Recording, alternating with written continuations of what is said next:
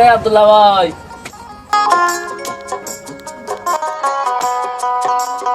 আব্দুল্লাহ ভাই এদিকে আসেন।